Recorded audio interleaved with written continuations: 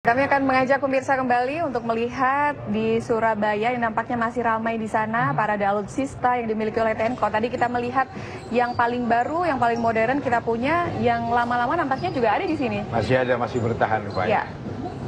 Apa saja tadi yang sempat disaksikan, Pak Sudrajat? Saya lihat ada tank-tank lama itu yang tahun 70-an.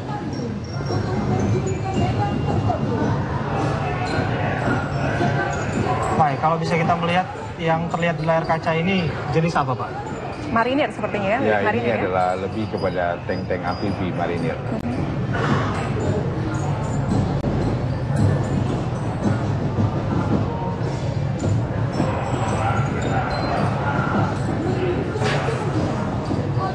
Yang harus kita pikirkan adalah kemampuan bangsa ini untuk membangun alat peralatan militer sendiri. Baik. Kira ini yang Industri persenjataan sendiri. persis. Jadi industri alutsista TNI ini memang harus mulai dibangun di Indonesia.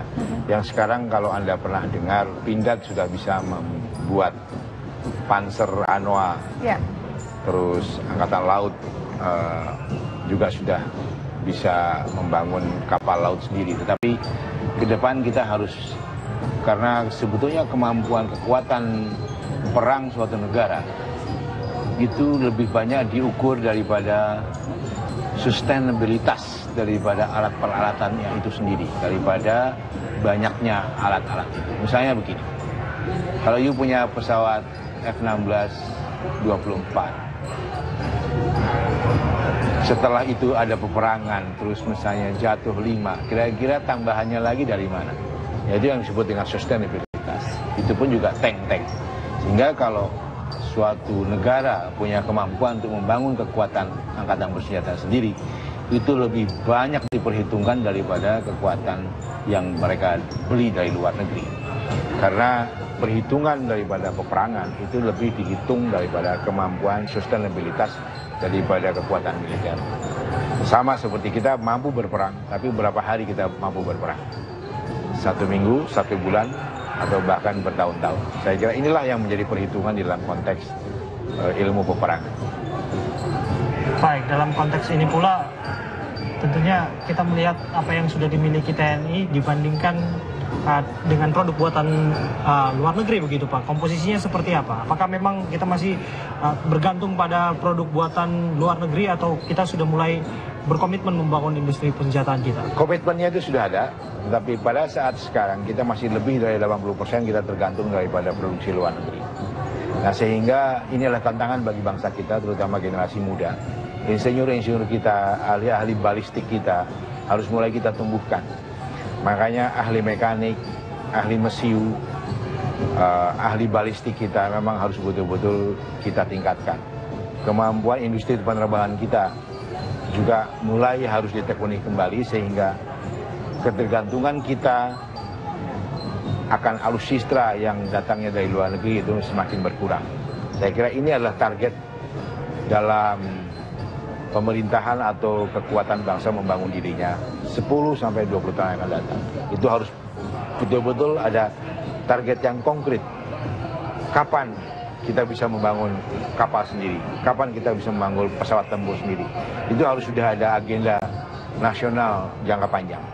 Nah, itu yang dialami oleh negara-negara lain seperti Cina sekarang. Ya. Itu sudah bisa membangun pesawat tempur sendiri.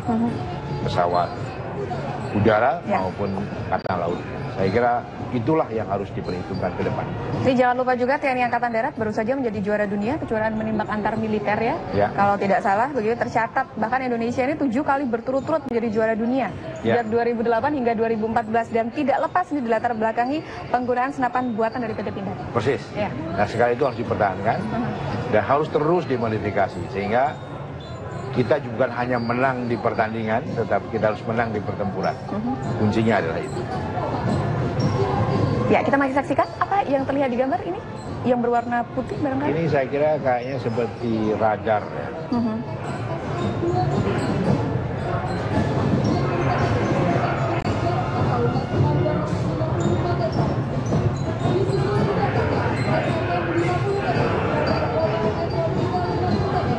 Oh, mungkin bukan radar atau mungkin tadi penjinak bom, bisa saja.